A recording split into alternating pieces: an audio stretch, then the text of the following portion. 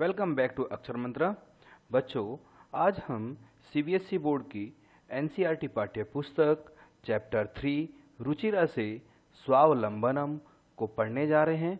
और स्वावलंबनम एक संस्कृत का रुचिरा का 3rd चैप्टर है और ये एनसीईआरटी का बहुत अच्छा चैप्टर है। स्वावलंबनम यानी आत्मनिर्भरता। चलिए आज हम इसे देख लेते हैं। आत्मनिर्भरता यानी जो अपने आप पर निर्भर हो। कृष्णमूर्ति श्रीकंठश्च मित्रे आस्ताम। कृष्णमूर्ति और श्रीकंठ दो मित्र थे। श्रीकंठ पिता समृद्ध आसीत। श्रीकंठ के पिता समृद्ध यानी धनवान थे। अतः तस्य भवने सर्वविधानि सुख साधनानि आसन। अतः उनके भवन में सभी प्रकार के सुख साधन थे। तस्मिन् विशाले उनके विशाल भवन चत्वारि स्तंभ आसन। उनके बड़े घर में 40 खंबे थे। चत्वारिंशत् 40 खंबे थे। खंब ये वाले खंबे की बात कर रहे हैं वे। तस्य उनके घर में अष्टादश प्रकोष्ठेषु 18 कमरों में, प्रकोष्ठेषु माने कमरों में, 50 गवाक्षा यानी खिड़कियां थी। चतुश्चत्वारिश द्वारानी 44 गेट थे यानी 44 गेट थे। 44 को संस्कृत में चतुश्चत्वारिंशत् कहते हैं और हिंदी में 44 कहते हैं। खट त्रिंशत् यानी 36 विद्युत व्यंजनानी च आसन। 36 पंखे थे यानी जो हवा देते हैं। तत्र 10 सेवका। उनके यहाँ पर 10 सेवक थे। निरंतर कार्य कुर्वन्ति स्म। जो हमेशा लगातार उनके नौकर कार्य करते थे। परंतु कृष्णमूर्ति माता पिता च निर्धनौ कृषक दंपत्ति। परंतु कृष्णमूर्ति के माता पिता निर्धन थे और कृषक दंपत्ति अर्थात एक किसान पति पत्नी थे। तस्य गृहम उनके घर में आडंबर से विहीन रहित साधारण च आसीत। उनका घर आडंबर से विहीन साधारण रहित थे। वे एक सिंपल साधारण थे जैसे गांव के किसान रहते हैं। ये कृष्णमूर्ति है और ये श्रीकंठ है जो धनवान है। एक बार श्रीकंठ तेन सह प्रातः 9 वादने तस्य गृहम आगच्छत। एक बार श्रीकंठ उनके घर में प्रातः 9 बजे उनके घर में आ गया। तत्र कृष्णमूर्ति वहाँ पर कृष्णमूर्ति तस्य माता पिता उसके माता पिता और स्वशक्त्या श्रीकंठ आतिथ्यम आकुर्वन्। वहाँ पर अपनी शक्ति के अनुसार, अपनी सामर्थ्य के अनुसार उन्होंने श्रीकंठ का स्वागत किया। आतिथ्य स्वागत किया यानी आतिथ्य सत्कार किया। एतद् दृष्ट्वा ऐसा देख करके श्रीकंठ एकथयत। ऐसा देख करके श्रीकंठ ने कहा, मित्र अहम भवता सत्कारेण संतुष्टो अस्मि। मैं आपके सत्कार्य से या मैं आपके आतिथ्य सत्कार से संतुष्ट हूँ, खुश हूँ। केवलम इदमेव मम दुख यत तव गृहम एकोपि भृत्य नास्ति। मुझे सिर्फ माने मुझे दुख है कि तव गृहे आपके घर में एक भी भृत्य माने नौकर नहीं है। मम सत्काराय मेरे सत्कार के लिए, भवताम माने आप लोगों को, बहु कष्टम जातम बहुत कष्ट हुआ। ठीक है। मम गृहे मेरे घर में तू बहु कर्म करा संति। मेरे घर में तो बहुत सेवक हैं। आपके घर में एक भी सेवक नहीं है। परंतु मेरे घर में तो बहुत कर्म करा है, यानी मेरे कार्य में तो बहुत कर्मचारी हैं, कार्य करने वाले हैं। तथा कृष्णमूर्ति, तब कृष्णमूर्ति बोला, मित्र ममापि अष्टौ, मेरे 8 कर्म करा हैं, मेरे यहाँ पर 8 सेवक हैं, मेरे भी 8 नौकर हैं। ते चे द्विपैद, 2 पैर हैं, द्विपादौ 2 पैर हैं, 2 हस्तौ 2 हाथ हैं, द्वे नेत्रे 2 नेत्र हैं, एवं द्वे श्रोत्रे 2 कान हैं। एते प्रतिक्षणम मम सहायक, जो ये मेरे प्रत्येक क्षण यानी प्रत्येक पल मेरे लिए सहायक कार्य करते हैं।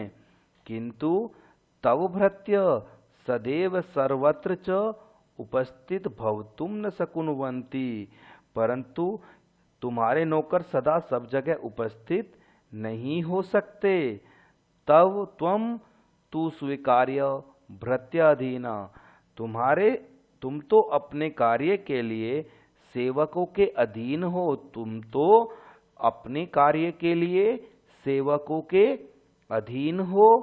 यदा यदा, जब जब, ते अनुपस्थिता, जब जब वे अनुपस्थित होंगे, तदा तदा, तब तब, त्वम कष्ट का अनुभव होगा।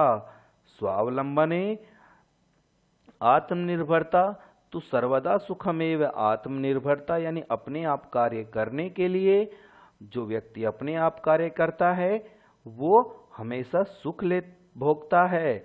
न कदापि कष्टम भवति, उसको कोई भी कष्ट नहीं होता है। श्रीकंठ अवदत्, श्रीकंठ बोला, मित्र तव वचनानि, आपके वचन को सुनकर मम मनसी महती प्रसन्नता जाता, मेरे मन में तो बहुत प्रसन्नता हुई।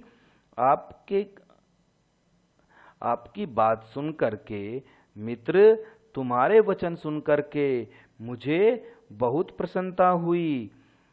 अधुना अब अहमपि, अब मैं भी अपना कार्य स्वकार्यानि, अपना कार्य स्वमेव कर्तुम इच्छामि, अब मैं अपना कार्य करूँगा, अब मैं भी अपना कार्य करूँगा।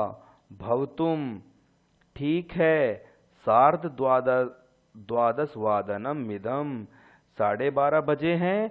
सांप्रतम गृहम चलामी, अब मैं घर चलता हूँ। सांप्रतम यानी अब मैं घर चलता हूँ। अब हम इसके शब्दार्थ देखते हैं।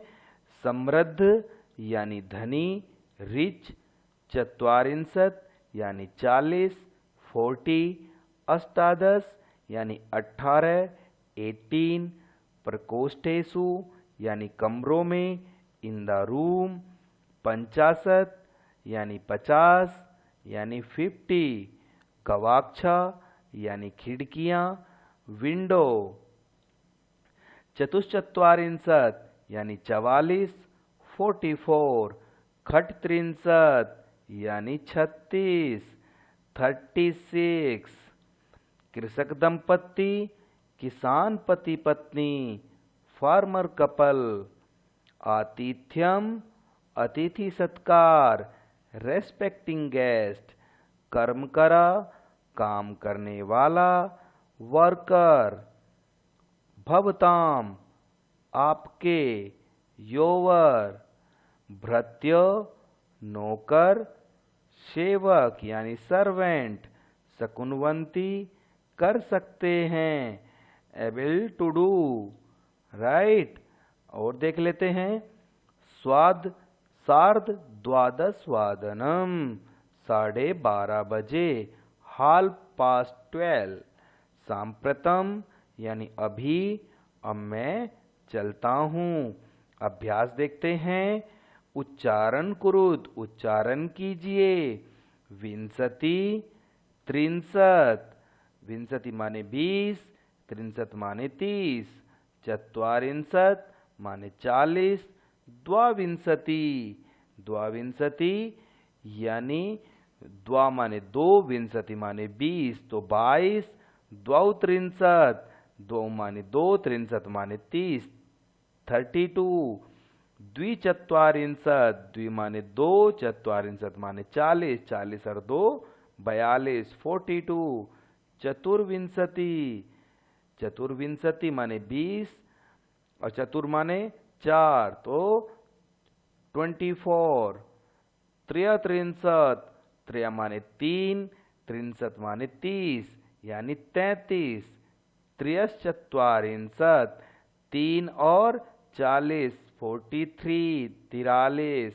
पंचविंशति, पंचविंशति 5 और विंशति माने 20 यानी 25।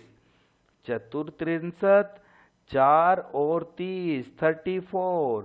चतुश्चत्वारिंशत् यानी चतुश्चत्वारिंशत्, 4 और 40, 44। अष्टाविंशति, अष्ट 8, विंशति माने 20, 28। अष्टात्रिंशत्, 8 और 63 यानी 38। सप्तचत्वारिंशत्, सप्त माने 7, चत्वारिंशत् माने 40, 40 और 7 47 यानी 47। नवविंशति यानी 9 और विंशति माने 20, 20 और 9 29, 29। नवत्रिंशत्, 9 माने 9, त्रिंशत् माने 30, 39। पंचाशत यानी 50। आइए अब हम इसके अधोलिखित प्रश्नानि उत्तरानि लिखत। अब अधोलिखित प्रश्नों के उत्तर लिखिए। अब हम इनके प्रश्न आंसर भी देखते हैं। ठीक है, चलिए अधोलिखित प्रश्न उत्तरानि लिखत। अधोलिखित प्रश्नों के उत्तर लिखिए। कस्य भवने सर्वविधानि सुख साधनानि आसन, किसके भवन में सभी प्रकार के सुख साधन थे। चलिए इसका आंसर देख लेते हैं हम। इसे हम लिख लेते हैं इसके आंसर। एक वर्ड भी लिख सकते हैं आप सीधा सीधा कि श्रीकंठ, राइट, श्रीकंठ। श्रीकंठ के घर में साधन थे, राइट। श्रीकंठ के घर में साधन थे। श्री ऐसा बनता है, वैसे ही बनता है जैसे है ये श्रीकंठ से, ये यहां से भी आप देख सकते हैं। कस्य गृहे कोपी भृत्य नास्ति, किसके घर में कोई भी नौकर नहीं था। कृष्णमूर्ति, तो यहां पर हम कृष्णमूर्ति लिख देंगे।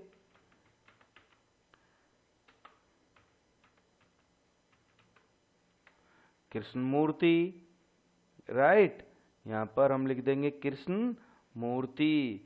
श्रीकंठस्य आतिथ्यम के कुर्वन्, श्रीकंठ का आतिथ्य सत्कार किसने किया। श्रीकंठ का आतिथ्य सत्कार किसने किया। कृष्णमूर्ति, कृष्णमूर्ति माता पिता, ठीक है। कृष्णमूर्ति माता और पिता, माता पिता, ठीक है। कृष्णमूर्ति माता पिता। सर्वदा कुत्र सुखम, सर्वदा कौन सुख होता है। सर्वदा स्वावलंबनम, जो स्वावलंबी होता है। स्वावलंबनम, ठीक है। स्वावलंबनम, जो अपना कार्य स्वयं करता है। स्वावलंबनम यानी जो अपना कार्य स्वयं करता है, राइट। स्वावलंबनम, ठीक है। स्वावलंबनम, जो अपना कार्य स्वयं करता है तो वो हमेशा सुखी होता है। इसको लिख लेते हैं, स्वावलंबनम। ठीक है, स्वावलंबनम जो चैप्टर का नाम है वही इस शब्द का अर्थ है, स्वलंबनम। स्व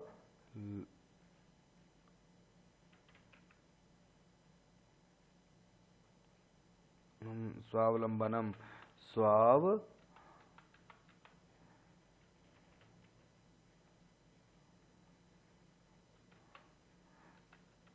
स्वाव स्वावलंबनम। श्रीकंठ कृष्णमूर्ति गृह कदा कदा आगच्छत, उसके घर में कै बजे आया था? वह उसके घर में नववादने। ठीक है, नववादने वह उसके घर में 9 बजे आया। कृष्णमूर्ति कति कर्म करा संति, अष्टौ अष्टौ। ठीक है, अष्टौ यानी अष्टौ 8। कितने थे? 8 थे।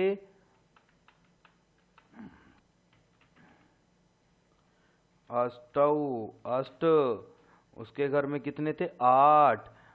ठीक है, अब हम इनके आंसर भी देख लेते हैं। ये देखिए, श्रीकंठस्य भवने सर्वविधानि सुख साधनानि आसन। ठीक है, कृष्णमूर्ति प्रिय ग्रम करा भृत्य नास्ति, किसके घर में नौकर नहीं था? कृष्णमूर्ति के घर में कोई भी नौकर नहीं था। आप इसका इस एक एक वर्ड का भी आंसर लिख सकते हैं। कृष्णमूर्ति, श्रीकंठ, आतिथ्य कुर्वन् किसने किया था? पितरौ यानी माता पिता ने किया था। सर्वदा कौन सुख होता है? जो स्वावलंबने सुखम। कृष्णकंठ कृष्णमूर्ति गृहम प्रत नववादने आगच्छत। डेका क्या है आंसर? कृष्ण श्रीकंठ कृष्णमूर्ति के घर में प्रातः काल के सुबह के 9 बजे आ गया था। कृष्णमूर्ति के घर में कितने नौकर हैं? अष्टौ कर्मकरा संति, 8 नौकर हैं। ठीक है बच्चों, तो आप इसे भी देख सकते हैं और इनके एक एक वर्ड भी आप लिख सकते हैं। पहले का श्रीकंठ है, दूसरे का कृष्णमूर्ति, तीसरे का कृष्णमूर्ति पितरौ, तीसरे का अर्थ से इतना जाएगा कृष्णमूर्ति पितरौ।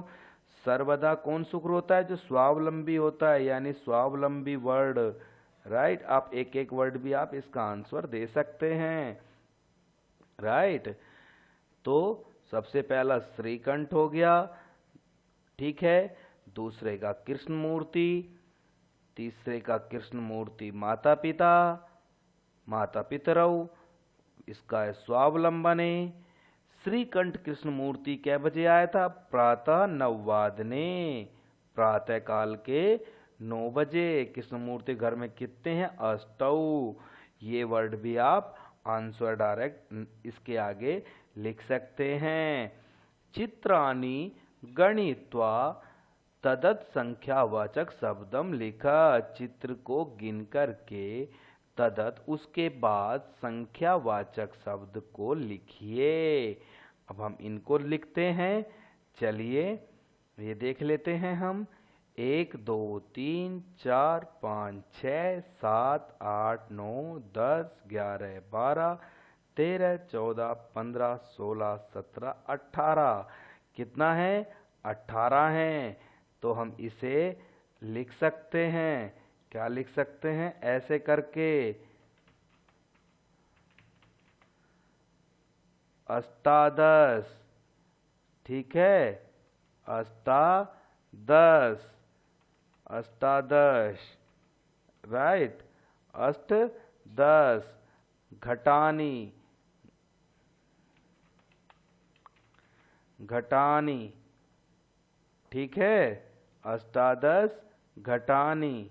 हम इसे अष्टादश घटानी भी लिख सकते हैं। इस पे छोटी की मात्रा आ जाएगी। ठीक है, तो छोटी की मात्रा भी आप लगा सकते हैं। ये कितने हैं? 1 2 3 4 5 6 7 8 9 10 11 12 13 14 15 16 17 18 19 20 21। ऐसे ये 21 हैं। फिर से गिन लेते हैं। 3 हैं, 1 2 3 4 5 6 7, 7 या 21।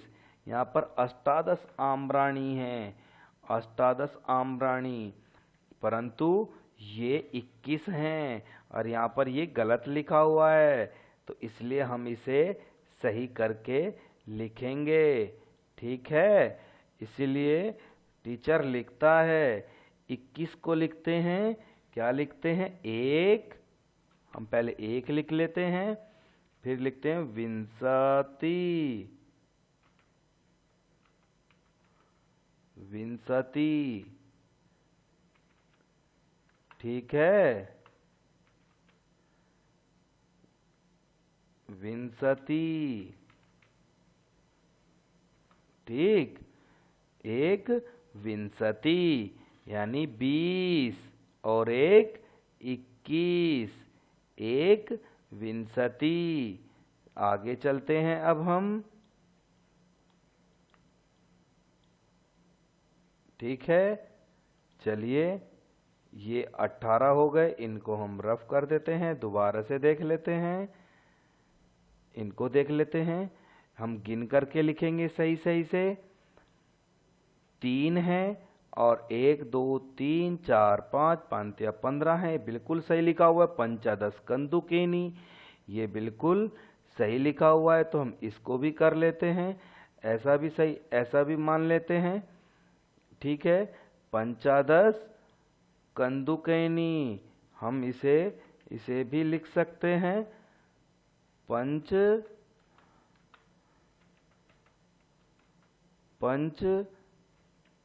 कंदुकानी, पंच कंदुकानी।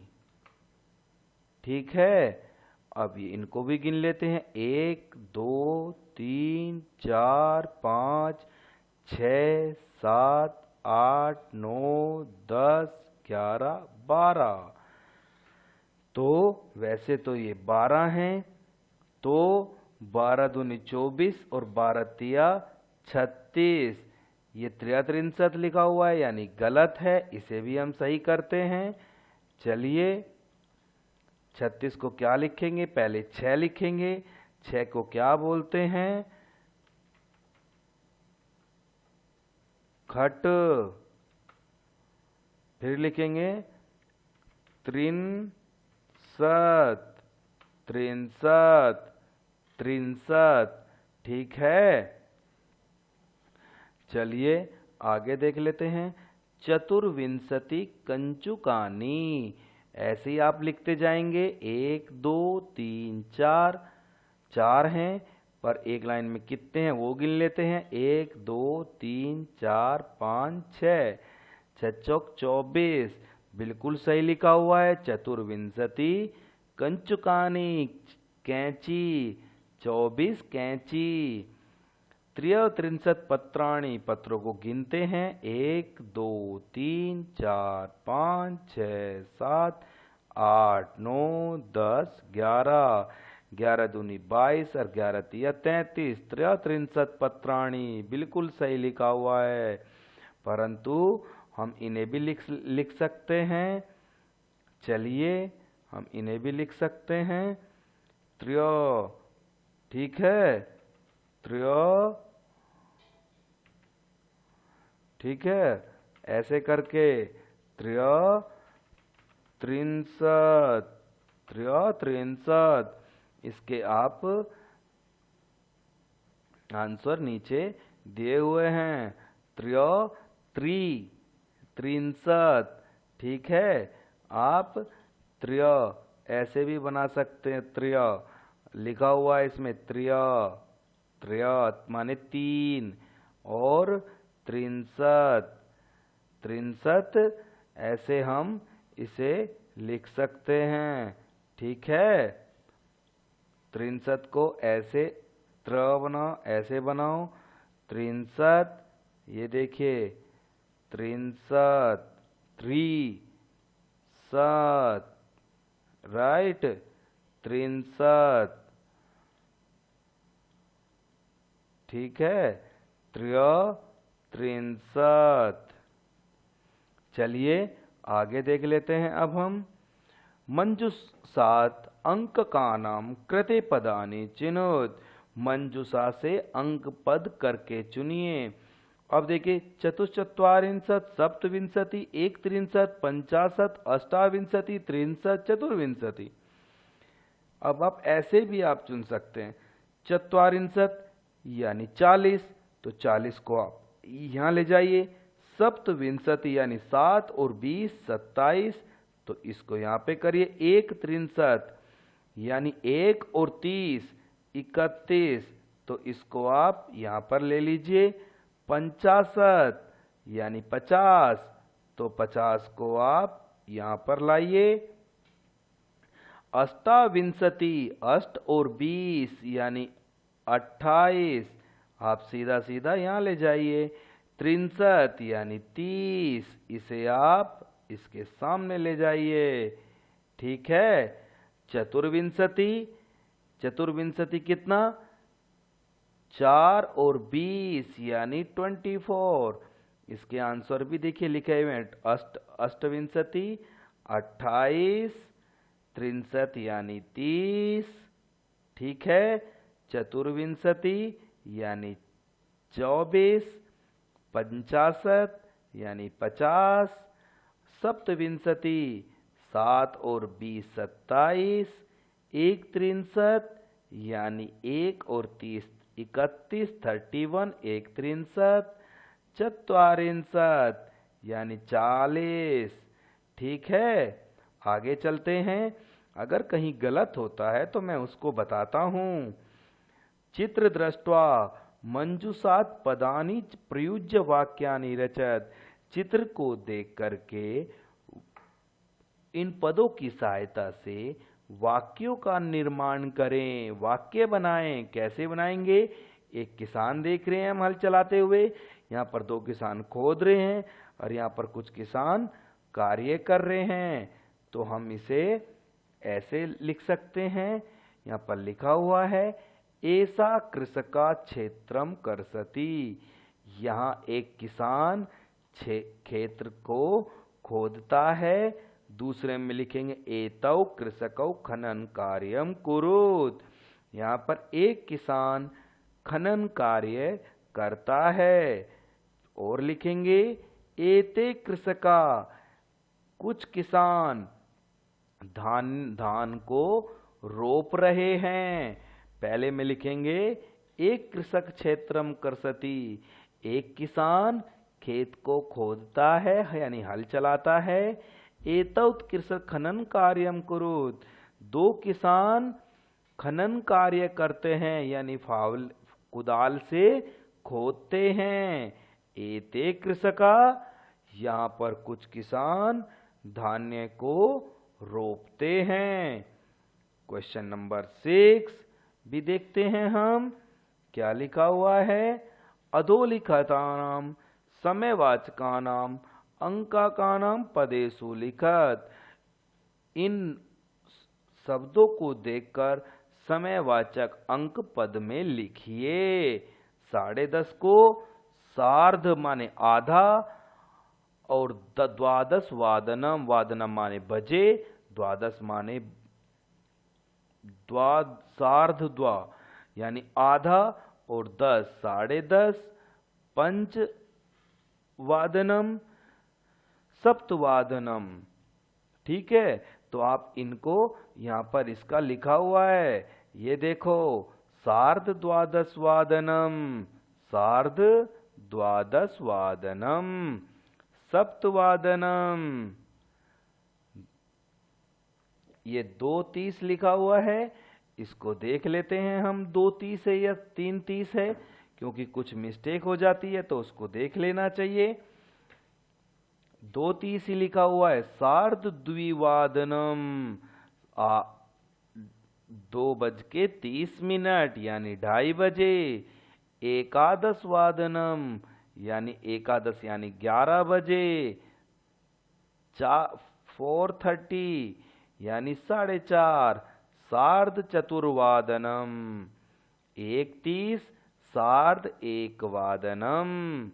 पंचवादनम सार्ध त्रिवादनम, 3:30 पंचवादनम 5 बजे। नववादनम 9 बजे।